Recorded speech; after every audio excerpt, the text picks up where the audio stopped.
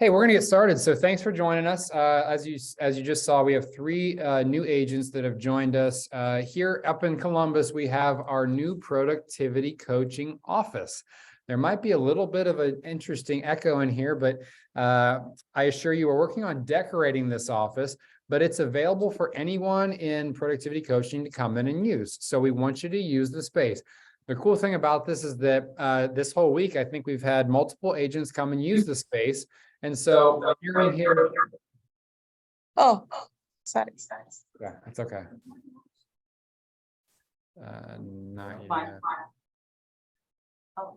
Can y'all hear me? Mute you. Turn your volume all the way down. All right. I think we're good now. So the benefit of coming into the office is that you're going to hear from people that are maybe just one step ahead of you. And kind of get some good best practices. And honestly, you're going to hear from what they're doing and the conversations they're having with their clients. And you can honestly steal shamelessly. That's how we get our best ideas here in this industry. So don't hesitate to come into the office. It's if you need to know where it's at, you can ask anyone and we will steer you over here. But it is a nice space. Another announcement, I did mention this last week. I want to continue to talk about Bold. Bold is coming up. It is starting April 5th. Mark your calendars for April 5th. It's a Wednesday. It will be held every Wednesday for 7 weeks, I believe. During that process, they're only going to skip one Wednesday, but every Wednesday. So if you can have Wednesdays free on your calendar, I highly encourage you to attend Bold. We're going to talk about it a lot more next week at our monthly Market Center meeting. Kevin, did you get a chance to ask your folks there in Kentucky if they're doing Bold anytime soon? I haven't had a chance yet. No worries, and I can ask as well. But it is important to attend. Reason being, it's going to teach you how to build your life by design, and I don't know anything more important than that. It involves real estate. It involves dreaming really big. It involves creating big financial plans, because when you create these plans and these goals, odds are you'll hit them. And sometimes you'll even exceed them. So 7 weeks focusing on you and your mindset and your business. I can't think of a better way to spend time. The classes normally go from 9 to 1-ish, maybe 2-ish. But they're great because you're going to be hearing from peers as well as people who are trained in speaking. So Bold, again, if you are interested, sign up for step one. Step one is completely free. It's over at the Josephinium here in Columbus, off of 23. It's a great facility, and I promise you, I've attended 3 or 4 times myself. Several people on my team have nothing but good things to say about it. It stretches you to be better. Cool. All right. Let's get down to it. So today we're going to talk about things that a lot of us may not have experienced yet, because perhaps we haven't closed any deals. And so when the time comes for you to actually get a transaction started, we want you to be prepared from an administrative standpoint. So what I'm talking about is documents, the unsexy backside of a transaction, the thing that actually gets you paid. We did have one other announcement. Sorry, Victor just informed me that the MREA Book Club is having a mastermind today. If you can make it, it's at 4 o'clock, and it will discuss a lot of the stuff from 30 pages of the MREA book. If you don't know what the MREA book is, it's the red book written by Gary Keller that Ansi has a copy of that right there. It is the Realtor's Bible. If you don't have a copy, get yourself a copy, start reading it. It's an open book test on how to be successful in real estate. Also, game night is tonight. If you're a Keller Williams Excel realtor, 6 o'clock here at the office, game night. We're having fun. Woo-hoo. Also, last but not least, thank you to Aaron. Mr. Aaron set up a March Madness bracket challenge for the office. And we're going to have some fun with the bracket challenge. So thank you, Aaron. Sure. Now, are we done with announcements? Can we get to some actual business? Let's do this. LOL. All right. Let's talk about documents. I'm sharing my screen. Can you see my screen? Perfect. All right. Let's say for the majority of us, we're going to be representing buyers, the majority of our first few transactions. Reason being, there's just more buyers out there than there are sellers. So when we have a buyer, we start the process. What does the process look like for a buyer? Can anyone help me out? What's the first thing that we want our buyers to do when they're starting the process of buying a home? Consumer guide. I'm not even talking about documents yet. What's the very first thing that a person who's thinking about buying a home should do? Pre-approval? Govind says get a pre-approval. Get pre-approval. Okay. I would prefer them start somewhere else. You're a realtor. What would you prefer them do? Very first thing. Contact. Get a realtor. Get a realtor. Yes. You want to be their first point of contact. Why? This is a big one. If they got pre-approved first and then started looking for a realtor and their pre-approval letter is from a crappy bank, that's going to be a burden down the line. So if we're talking about the process, as a realtor, my job is to educate people in my world. So how can I do this? I can do this through social media. I can send out flyers. I can send out door hangers to people and say, your first step when you think about buying a home is to contact me. Why would you start with me before you start with a lender? Because I'm going to give you 3 good lenders that you can trust to close the deal. Don't take this the wrong way. If any of you bank with Chase, I don't recommend Chase. I bank with Chase myself.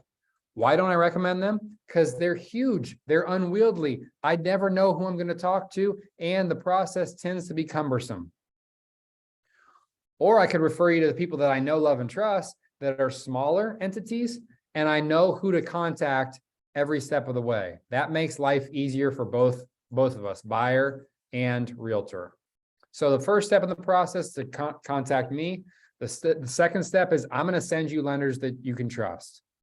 Then after that, we get into setting up a search. We show you homes. We write a contract. Yay. Well, then comes the writing the contract piece. There are some folks on here who have never written a contract, and that's okay. We're going to teach you the right way to do it. But we're also going to teach you more so today about the supporting documentation that you're going to want. So on my screen here, y'all are going to help me write a contract. Can somebody give me a house that is active, maybe that you've shown in the last couple of days? Somebody, anybody? St. Rita. What is it? St. Rita. 1040 East 18th Street. 1040 East 18th. Well, that's under contract, but okay. Well, let's just pretend that it's not. And we're writing an offer. Okay, so if you all can see my screen, where I'm at is Dotloop. That is where the majority of us are going to be functioning from. If for some reason you're a DocuSign user, it's going to work in a similar manner. But for all of us at KW Excel, we pay for Dotloop, so I hope you're using that. When you create a loop, the first step is to pick the listing. So we're going to go here. And we're going to continue. Next, we're going to select what template we want to use. As I click the drop down, which one is this? Am I the listing agent? Nope, but I'm the buyer's agent, so it's a buyer's loop. Next step, do I want to upload a photo? No, I don't care. This is a waste of time. I'm just going to go done. Don't waste your time in Dotloop. There are things that you don't need to do to get through compliance and get paid, okay? So the loop is created. Now I'm going to view the loop. From a buyer's perspective, these are the things that auto-populate in my loop. In Kentucky, your loops may look a little bit different, but the vast majority of these documents are likely going to be similar. So follow along. The very first thing that I do when jumping into a loop, and Sam Rice, are you on here? Sam is not on yet because he's writing an offer. But what Sam discovered earlier today is that he did not put himself as the buyer's agent. And so he had to go in and manually fill out a bunch of stuff. Dotloop and DocuSign work in the same way, as that they make your document filling process streamlined and simple. The key, though, is I have to designate myself as the agent. Okay. And then I have to add the listing agent as well. So in this one, I'm assuming this is Rachel's listing. And And then you're more than welcome to buy it. No, I'm just kidding. so then we put in her information if it doesn't auto-populate, and she's the listing agent. Now you'll notice that this other information comes up. Do I want her fax, her company name, all that stuff? No, I don't need that stuff, okay? I really just need her name and her contact information. So I add that person. All right, so I've got the listing agent, I got the buyer's agent. What am I missing? I need to add at least one more person. What am I missing? The seller. The buyers. The buyers. Remember, I'm representing the buyers. I don't care about the seller. I'm only representing my people, so I need my buyer. So let's just say John Smith, and their email is jsmith2288 yada yada at gmail.com. And their role is what? The buyer. Again, I don't put any of this other stuff. It does not matter for compliance sake. Add person. So now my loop is ready as far as my people go, because why? I have myself as the buyer's agent. And when you're doing this, it would be you. I have the listing agent's contact in here as well. I have the buyer. I'm good to go. Now, when I'm submitting an offer, for those of you who've done this before, help me out, okay? Help everyone out. What documents do I need to submit with an offer? What does the selling agent want to see when I submit an offer? Can somebody help fill me in? I'm just going to click the check marks here. Residential purchase contract. Boom. That's the big one. That's literally the offer. It's 14 pages long. We'll go into it here in a second. What else? Consumer guide to agency. No. The other. Appointed by agent. No way, hold on. It's The other, disclosure. hey guys, just stop for 1 second. Sam is correct. We do need the consumer guide filled out, but that doesn't matter to the seller's agent. The seller's agent's only representing them and the seller. They don't care about your compliance stuff. They care about the purchase contract. And then what's another document they need? The residential 2019 property. disclosure, residential property disclosure, lead base if it's before 1978. Residential property disclosure is correct. Now, do you see that in this pre-existing template? No, it's in MLS. It's in the MLS. Okay. So let's go to the MLS. I want y'all to see this. If you're in Columbus or if you're in Kentucky, the same principle applies. Any good listing agent, oh golly. Rachel, forgive me if you didn't upload this, but if you did, great, you're awesome. What was the address again? Come on. You wrong for that. What is it? 1040 East 18th Avenue. 1040 East 18th. Good news is it's already contingent, meaning it's already in contract. We're just using this as an example. Rachel, do not share any information about the buyer or the contract that you're in, okay? We're just using this as an example. I got you. On this page, you see documents. This information should be shared with our buyers prior to making any offers, because we want any disclosed defects or anything information wise that would be beneficial for us to know. We want that on the table before we write an offer. So RPD, what's that stand for? Residential property disclosure. Boom. You're good at this. Now, this is a 5 or 6 page document that will need your purchaser's initials on it. So John Smith, in our example, is going to need to initial this. Now, how do I do that though? It's easy. I download this document and I upload it into Dotloop. So I can export as a PDF. The best way to get stuff into Dotloop is as a PDF. So always save your stuff as a PDF. Name it something that you'll remember. So something like East 18th RPD. Save.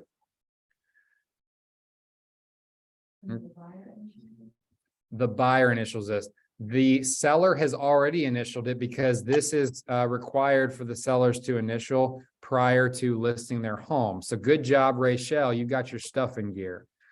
Lead-based paint, otherwise sometimes referred to as LBP. Yeah, you know me. Terrible joke. This will need filled out as well by your buyer and by you, the agent. I'll go over that. So what we do here is, again, we export as a PDF. What do I say? East 18th LBP. And we exit out. We go back to our loop and we're going to add a document. Dotloop is really seriously simple to use, guys. It does take a couple times for you to get the hang of it though. So don't be offended if you have to reach out to myself or a peer to say, hey, how do I do Dotloop again? Like, how do I import a document? It's simple. You go to add document and they give you 3 options. Attach a document that's in your email, which I've never done. I'm sure it's easy, but you can browse your computer or you can use pre-existing templates through Dotloop. In this scenario, because I just saved this to my computer, I'm going to go to browse.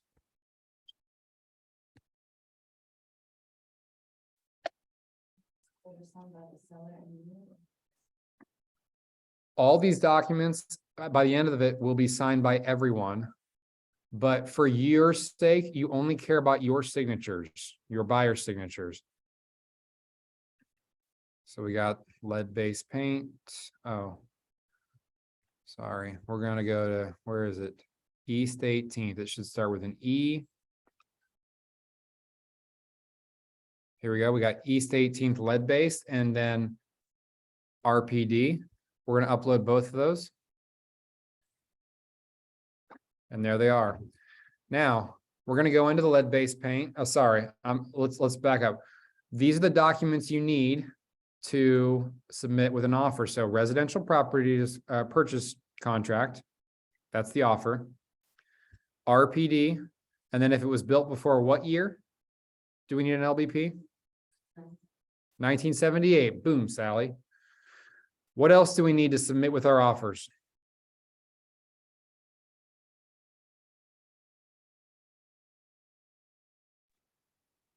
Lauren or Victor?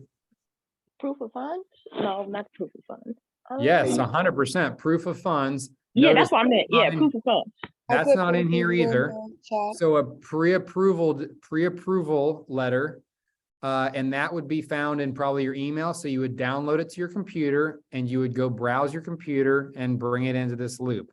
Now, that being said, nobody signs the pre-approval letter, so that's not as important at this juncture for our learning right now. But the last piece that we need is, Lauren, I believe you said it. Yes, the 2019 agency disclosure. Oh, yes. Perfect. So what are these documents? The document right here, this purchase contract, is our offer. It includes everything about what we're offering. The agency disclosure is who represents who. It literally delineates me and my representation of my buyer, and you, Rachel, and you're representing the seller. It states very clearly on here that I don't care about the seller because I'm only representing my person. Let's go in here real quick, Can I add something real quick? please. I ran to the restroom, so sorry if you said this, but the RPD is now being enforced to use the new one. So I had to go back after my closing and have that all filled out again. It's the one that at the top says June of 2022. So that's the new one that you need to make sure you have because they're both still in there. Okay, great information. Use the new one. It's longer. It's an extra page. Okay, so you fill on the agency disclosure, we're gonna briefly run through how to fill these things out. I'm not spending a lot of time here because it's very self-explanatory. You put the property address, you put the buyer's name. If there's two people, you put John Smith and Sally Smith. If it's one person, you just put John Smith. If it's three people purchasing, you put John Smith, Sally Smith, and Rhonda Smith. Is that self-explanatory? I hope so. Under seller, you may not know the seller's name. It might be an entity. I normally leave it blank if I'm representing the buyer. A transaction involving two agents in two different brokerages. This is the one that we use 95% of the time because odds are I'm representing my buyer and somebody from a different brokerage is representing the seller. So if that's the situation, we'll use this. So in this one, I'd be Josh Nungesser with Keller Williams Excel and Jane Smith with Coldwell Banker. Now, this transaction, if this was legit to go through, Rachel is at the same brokerage as me. So this would be number two, a transaction involving two agents in the same brokerage. So the brokerage name would go here. Now, how would I fill this out if there's nothing to fill out? Well, it's easy. I add text. Drop it there. Stretch it out. And then Keller Williams Excel Realty.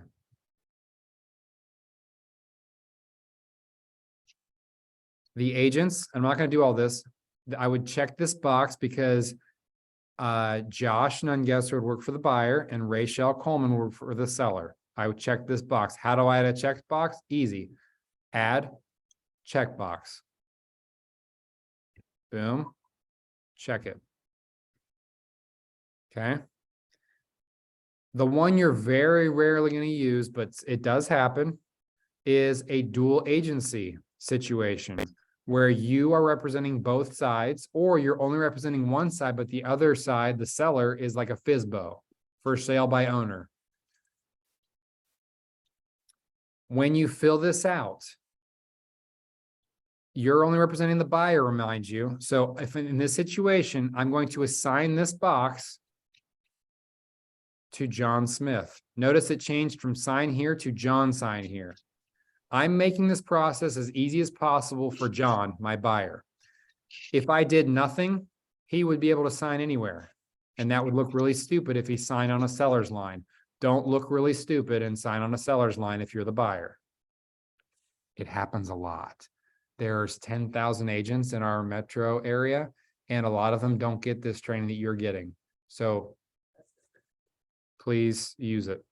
Now, don't leave this sign here because John could still actually sign here. So I'm going to assign this field to no one.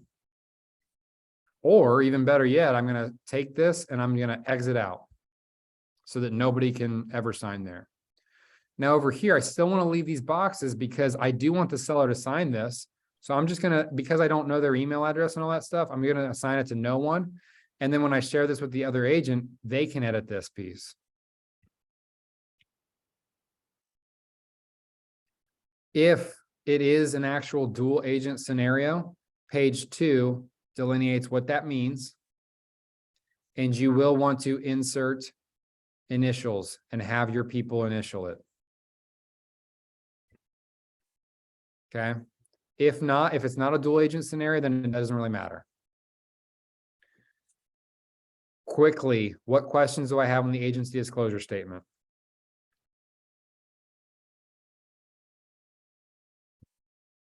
Okay, I'm moving on. This is submitted with an offer. Reason being, this is a CYA document. Do you know what CYA stands for? Cover your ASS. This is a compliance thing. That's all it is. What you're doing is you're saying to the world, I'm representing the buyer. The seller's representing represented by the listing agent. Don't come after me, seller, if anything happens because your agent was representing you. Okay, this is a CYA document. Now let's jump into the lead-based paint. This is important to listen to, guys, because again, I see a lot of these that are not filled out accurately. The majority of the lead-based paint disclosures that you're going to see will show no known knowledge of lead-based paint. Okay. I've actually never seen one that has this box checked, known lead-based paint. This is simply a CYA document because the home was built before 78 that says lead-based paint could have been there in the past. In this situation, the seller doesn't know anything. And so because they don't know anything, they're not going to provide any reports or records pertaining to lead-based paint. Okay, again, I've never seen one that has a disclosure of lead-based paint before. That's not to say that it doesn't exist. Now, notice this was checked by the seller. I don't care about the seller, I care about my purchaser though. And so it says initial. Okay, so purchaser has received copies of all listed information above. I'm not gonna have them initial that because they're not getting any reports. It just said that right there. So I'm skipping this line. But D says purchaser has received the pamphlet, protect your family from lead in your home. This is something we're going to give to our clients anytime a home that they're considering was built before 1978. Why? Again, I'm covering my butt. They can't come back to me and say, well, you never said anything about lead-based paint. Yes, I did. I shared that disclosure with you. Remember? Go look in your records. It's there.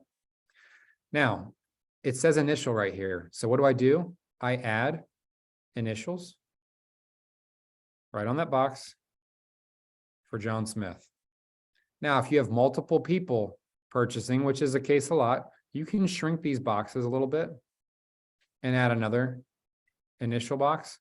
It won't allow you to overlap them. It'll tell you can't do it, but you do that and then you come up here and assign it to the right person. Now, purchaser has received, it's one or the other. They're either waiving the right to conduct a risk assessment, which most people do. No one's getting lead-based paint tests because it takes forever. But we always like to cover our butts and say, checkbox, boom, check. They are going to receive a 10-day opportunity. Now, Rachel's filled this out expertly. As the listing agent, she has to acknowledge and inform the seller of their obligations. So she initialed there. But notice down here, there's a line for purchaser and there's another line for agent. Why would that be? Can someone tell me why there's a line for another agent?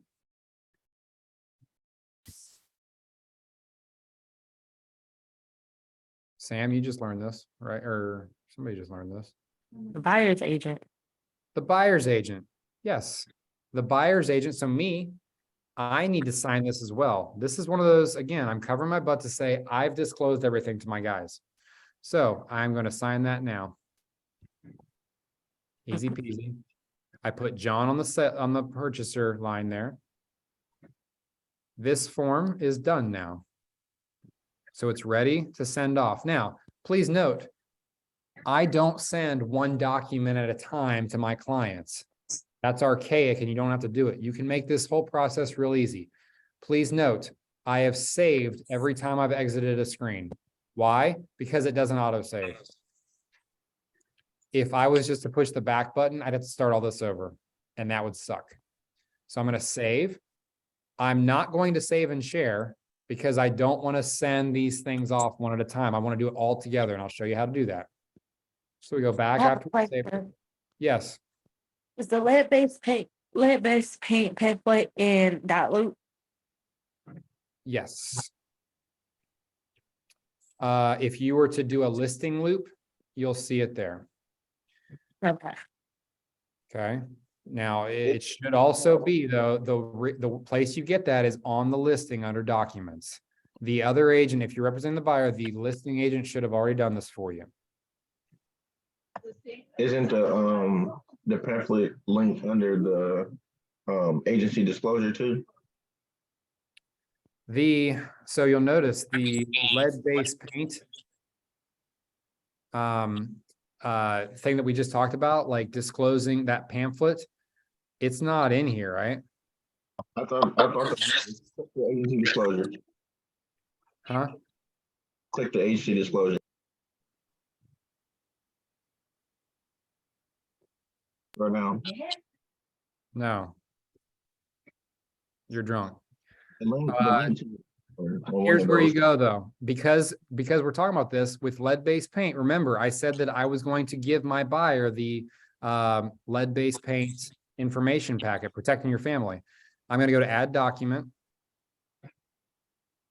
Templates. Because this is a form that's already existing in the Dotloop world.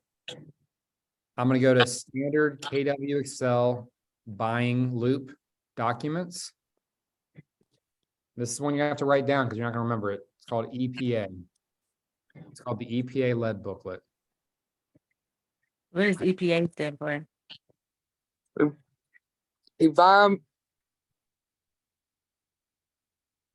Environmental Protection Agency. Okay.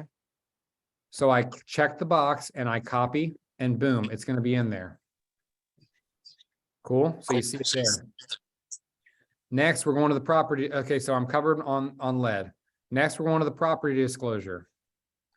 The property disclosure discloses any defects with the home that we can't see with the naked eye. So if it's not raining, I'm not gonna be able to tell if that roof has a leak. If it's raining, I'm not gonna be able to tell if that basement has a foundation issue or leak. But the seller is supposed to disclose this. Not all sellers are truthful. That's why we get inspections. So to start, I'm adding initials to every freaking page. It takes a minute here, especially when you have multiple buyers. Okay, so add the initial there. Don't miss a page. Be very detail oriented when you're filling these documents out because it'll look nicer on the seller's agent's side and they'll think highly of you. If it's put together real sloppy where you're not in the boxes and stuff, then it looks junky. So other things that I'm looking at here as I'm filling this out is, are there any documentation of any known issues? On this first page, there's not. So add initials, boom, boom. Next page. I don't see any known issues here, so initials. And even if there was known issues, you just call it out to your client prior to submitting an offer. I always like to pull up the RPD while I'm showing them the home. So showing tip. When you're in the house, pull up the property disclosures while you're in there so that they're understanding what's wrong with the house as you're touring it.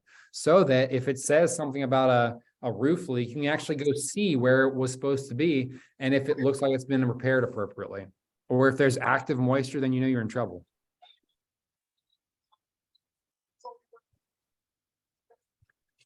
The RPD is the most cumbersome form because there's like 5 or 6 pages that need stuff added to it. Add signature in the box, John Smith. Okay, save. Now, notice this one only has 5 pages. I believe the new version has 6 pages. For compliance sake, we need the new version. All right, any questions about the property disclosure? Every listing, regardless of what year it was built, should have a property disclosure. Even if it's a brand new build and it's only been lived in for 1 year, it should have a property disclosure with it. If it does not, you should be reaching out to the listing agent saying, hey, can you upload the property disclosure? I'm gonna need that. Okay. For the sake of our time, I am not going to go over how to fill out a purchase contract. I have previous recordings on this. You have access to your broker's classes that they hold, and they are teaching you how to write the purchase contract. And finally, last but not least, before you submit any purchase contract offers, feel free to reach out to me. I want to review that bad boy so that I can check off that it's been done correctly. Your first few contracts, that's why I'm here, guys. Come to me. Send me a note. Say, hey, can I share this with you before I submit it? You want to share it with me before you submit it, even to your buyers. Because if you mess up something, you don't want to have to go back and do it again, right? So just shoot me a note and I'll gladly review it. Okay, so I shared with you earlier, I don't send documents one off at a time. Instead, when I've got everything complete, I will then share it with my clients. So I check the box, check the box, check, check, check. And then I share. To cover myself, I always like to attach a PDF to the email. What that does is gives them an email. The email from Dotloop looks like a link with a big blue button and it says, go to my documents, and it'll allow you to start signing stuff digitally. But at the very bottom of the email, if you attach PDFs, it also gives them the opportunity to print out like paper versions for their review. I like to give them as many options as possible. In my verbiage here, I'm going to write something to the effect of offer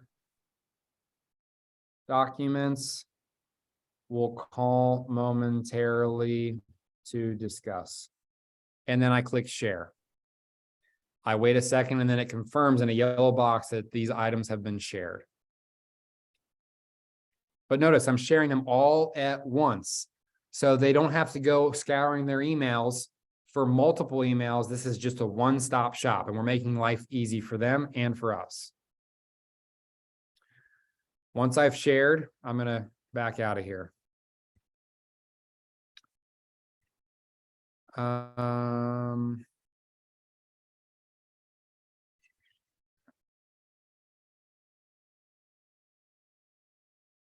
Now, I've shared them all. What should I do next with my clients? Do what I just said. Pick up the phone, call them, say, hey, John, I just want to let you know, I just shared those documents with you. Do you have a second to walk through them? Why would I do that? Because I want them to trust that I've got their best interest in mind. If I just sent it to them and left it at that, then they're swimming on their own. As the best fiduciary and five-star customer service person that I can possibly be, I'm going to call them and walk them through step by step what they're signing. Now, there's certain things that I reference at a very high level. I'm going to say, okay, John, one of these documents that you're going to see is the RPD. This is just something that discloses anything that we couldn't see. Please note, they don't say anything on here. So you're just trusting that there's nothing wrong with the home. The lead-based paint discloses nothing as well. You'll notice that I also attached an EPA lead booklet that just simply gives you information on what lead can do to a family's health. This home doesn't list anything wrong with lead-based paint, so it should be a non-issue, but this is just kind of an information packet. The other thing you want to know is that there's an agency disclosure simply saying that I represent you and I only have your best interest in mind. The listing agent has the seller's best interest in mind, and I don't care about them and they don't care about us. Shooting you straight. Last but not least, we're going to spend the most time talking through this residential property or purchase contract. So as we pull it up, I'm going to walk line by line with you. Okay. That's what the phone call looks like. On the purchase contract, you'll notice that once you pull it up, it's got an auto-populate or autofill portion. Use it. Make your life easier. It's going to almost auto-populate everything. It doesn't auto-populate partial ID for some reason. You do want to make sure that your partial ID is on there. So if you have to, go up to the listing and find what the partial ID is. So it's right here.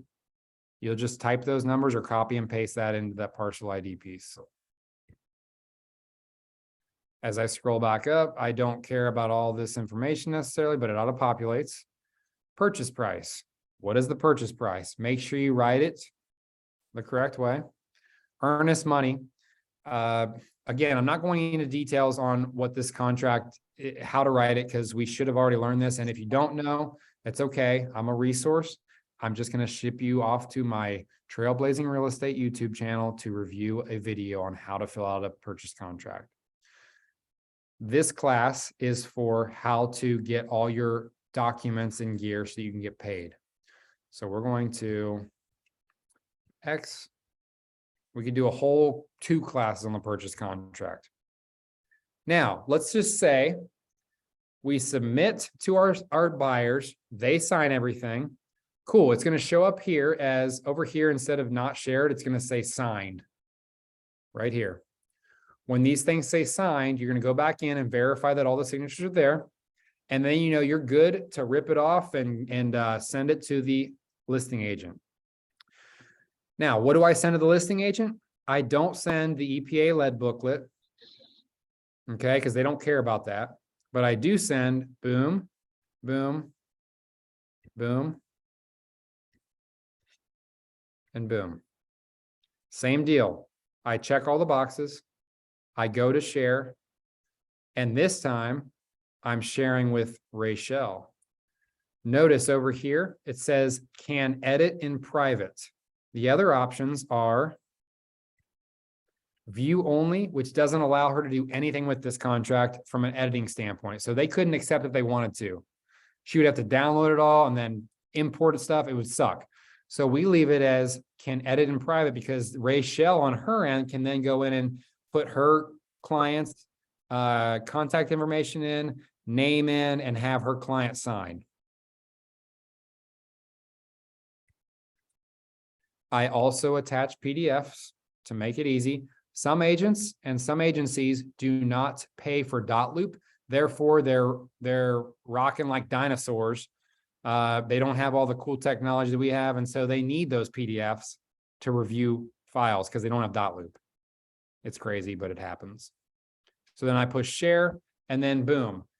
Rachel should have it. Now, before I type that, I also here, I type in, here's our great offer, exclamation point. I want the other agent to feel energized and excited about this offer. Here's our great offer. Hope I get to work with you. Lots of exclamation points. I want her to know that I'm a happy person. I'm not some stick in the mud a-hole that's going to be hard to work with. Hope I get to work with you. That's how that reads to me. And then last but not least, confirm you've received. Why do I type that in there? Make sure they got it. Bingo. What would it do for my client if I sent a message to somebody, an offer for a home that they loved and they were desperately hoping to have, and the other agent never got it? And I had to tell my client, hey, I guess we didn't get it because it just went into contract. I'm so sorry. Wouldn't it sound even worse if, hey, it turns out the agent never even got our offer? Would they trust you? Nope, they'd be pissed. Hell no. So you confirm that they received. Now, if this email goes through, you share it, and you don't get a confirmation within an hour or so, then what should you do? I'm calling. Call them and say, hey, Rachel, I just wanted to connect. My name's Josh. I didn't know if you saw this yet, but I sent over an awesome offer. Notice my energy on this call. It's upbeat. It's positive. It's chipper. It's not, hey, I just sent an offer over. Can you confirm you got it? That sounds like a butthead, and I don't want to work with a butthead. Once they've confirmed, then I always go back to my clients and say, the other agent has received our offer. I will keep you posted with anything I hear. I'm praying for a successful result here. But at the end of the day, what I always tell all my clients is if it's meant to be, it will be. And if it's not, it's okay. We'll keep the search going. Does that sound better than our offer was submitted? Yeah. What am I doing through that? I'm creating that relationship, that stickiness, that they want to keep working for me. Because number one, I brought a little bit of faith and prayer into it. They know that I'm connecting with God. Like, what higher power can you have, right? And I'm wishing them good luck. I'm also saying that If it's not in the cards for you to have this home, it's okay. I'm eliminating some stress right then and there because I got your back for the next one. Steal shamelessly. People love that crap, okay? It's not crap, it's legit. It's true. That's who we are. I want you to be about that life too. I want you to be about bringing good energy into that situation and letting them know about that. All right, so the offer's in. Let's say they accept it. Yes. What other documents do I need to get filled out ASAP? This is to get paid. This is for compliance sake. This is what Buffy's going to review in order to get you paid.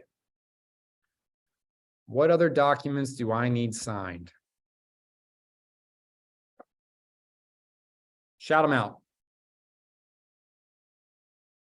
Note to self, they're on here.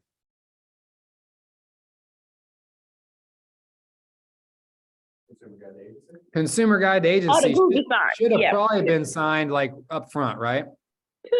First substantive conversation, but just verify, is it signed? Okay, what else?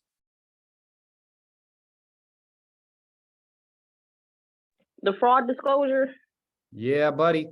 Why is that important? Okay, so let me break this down. Consumer Guide, y'all learned about this when you were doing your classwork. Consumer Guide simply states like how representation works in the state of Ohio. The anti-fraud disclosure says basically, I'm not going to ask you for money. Nobody else should ask you for money. If somebody asks you for money, you reach out to me. Because fraud is going really prevalent right now, wire fraud especially. And so the only time money should be brought into the equation should be by the title company, and it should come in a very official looking package. And even then, if you want to confirm with your agent, you should. But anti-fraud just erases any doubt that there is concern in this environment today, in today's age. What else? I got a question. Yes, please. So in the Keller Williams, because I've been in different brokerages, you guys don't have it broke down like, like once this happened, these are the documents you need. When this happens, these are the documents you need, and it makes so it won't even go through now unless it's checked off. Do we have that in ours? Or is just kind of. So what you do is you take all this information, you put it in a command, and then from a compliance perspective, you'll submit your documents and get approval.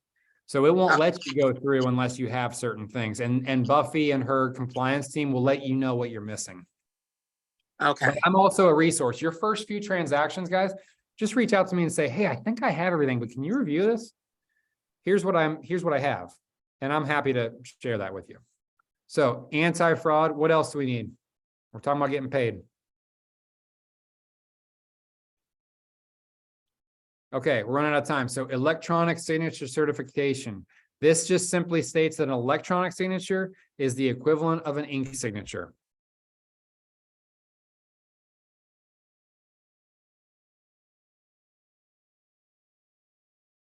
KW Excel appointment of agent. This is telling you who all represents you in case something were to happen to me. So in this case, it's all of our brokers, and each brokerage. So if you're in Kentucky, it'll have your brokerage's people in it. So notice up here, it's got a list of our brokers. You'll fill this out. Hey guys, The agent signs it, and then the client signs it. Yes? I have a question. So I do have two property on the contract. Can I still share with you my package to make sure I'm not missing anything? I'm out in Kentucky. Yeah, you can. You can share with myself, and Steve is also going to be a good go-to, but I'm happy to look at it. Now, Yeah, if in Kentucky, I showed it to Steve and he said everything was good to go, but as Oh, then you're good.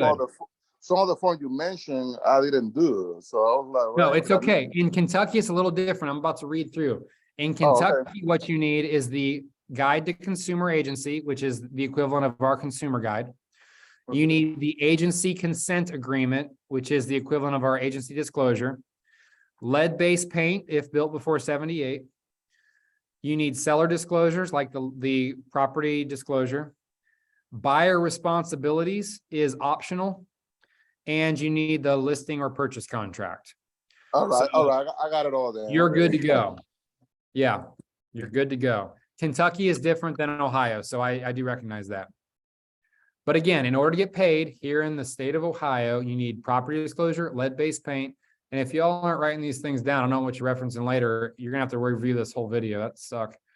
So you might as well write them down. Electronic signature certification, agency disclosure, consumer guide, anti-fraud, appointment of agent,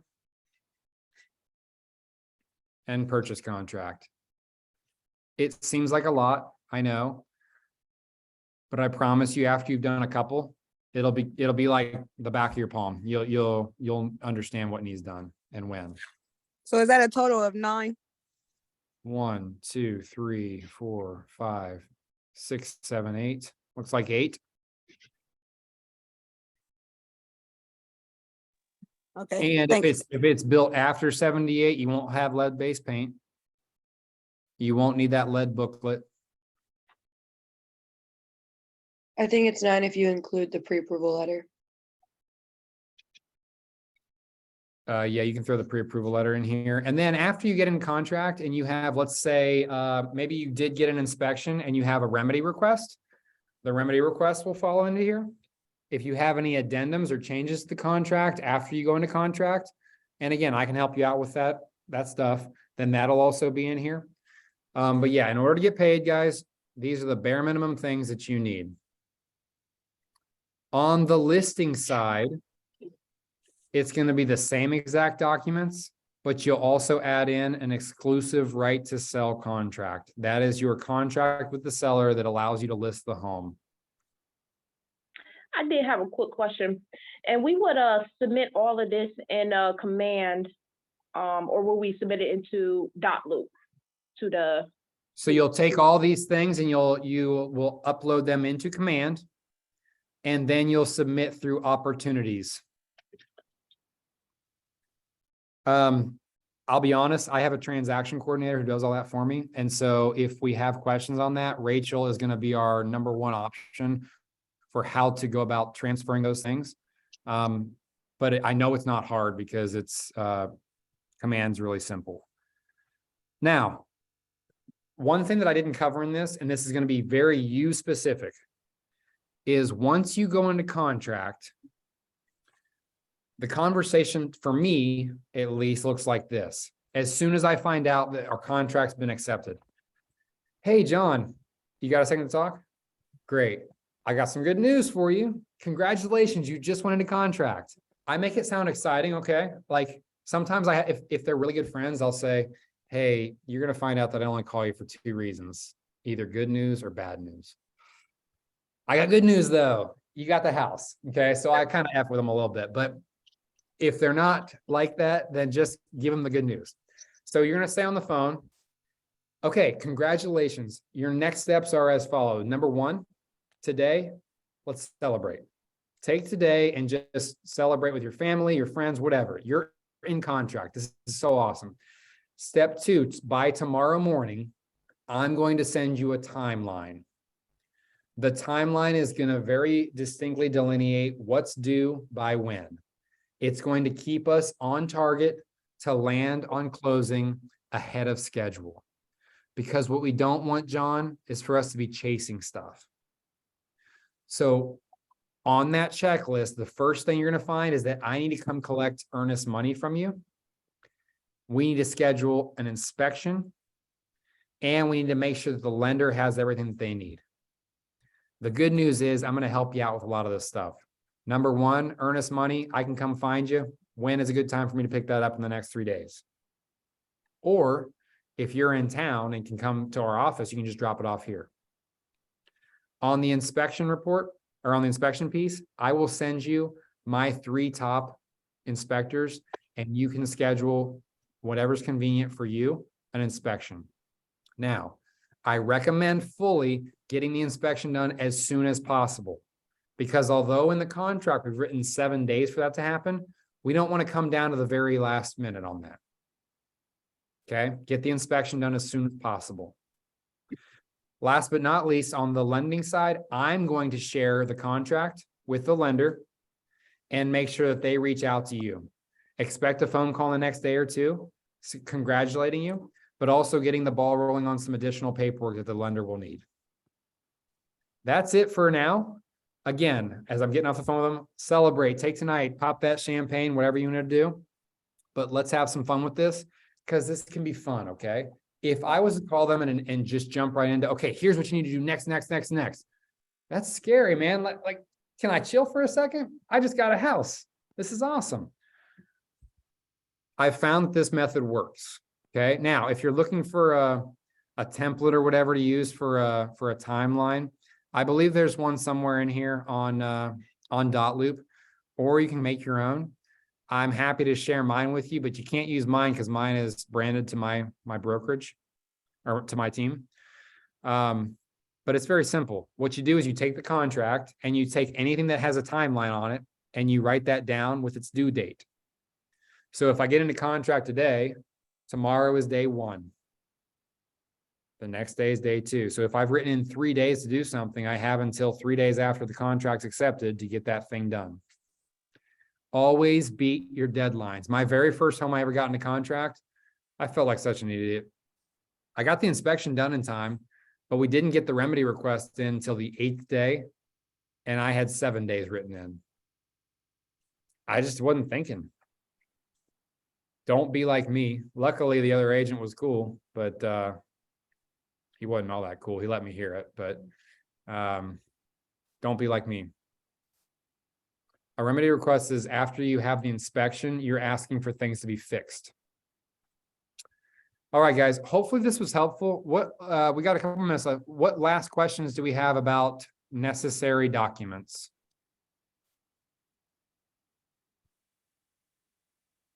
I have one.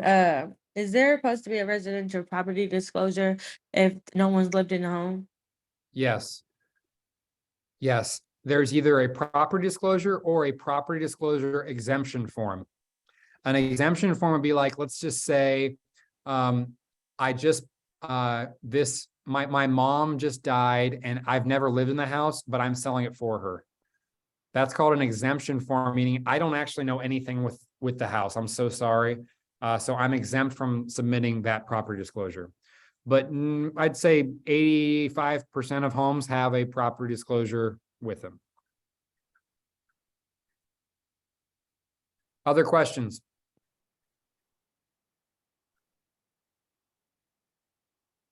There's no bad question. Ask now, not later. I've got a quick question. Please. Say if it goes into contract like on a Friday and you have 3 days to turn the earnest money, does the Saturday and Sunday count as those 3 days? Read your contract. The majority of the time it is calendar days, not business days. That's a great question. So you have to be understand, like especially if you're going into a holiday and you said you're going to do loan application within 3 days and that's a Friday, but Monday's a holiday as well. You just shot yourself in the foot because there ain't a lender out there who's going to be working on a holiday unless you got a good one. Most of the time lenders will come through for you on the weekend, but just cover yourself and just write in a 4th day. Be aware of holidays, be aware of weekends, make it easy on yourself. But at the same time, don't write in some crazy long time window because that's going to look bad when the seller's reviewing the offer. Make things quick as you can. It really only takes a day to do a loan application anyways. I like to write in 3 days just to be safe. But on like inspection timeline, you don't need more than 7 days. Get your people in there in 7 days. For closing time frame, do whatever they're telling you to do when you're writing the contract. Do whatever the seller advises you to do with regards to your own personal buyer's timeline. Try and make it easy for the seller to accept. Let's not make it hard. Great question, Kevin. It's almost always calendar days, not business days. Other questions?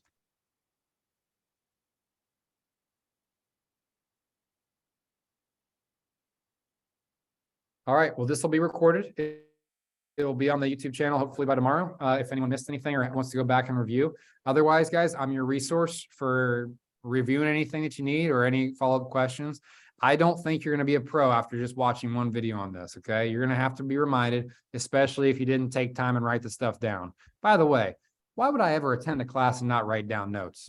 I don't know. That just doesn't sound right, does it? So start taking notes. All right. I love y'all. Talk to y'all later. Have a great week and a great weekend. And I don't know what teams y'all are rooting for, but I'm rooting for upsets. March Madness has begun. Talk to y'all later. Thanks.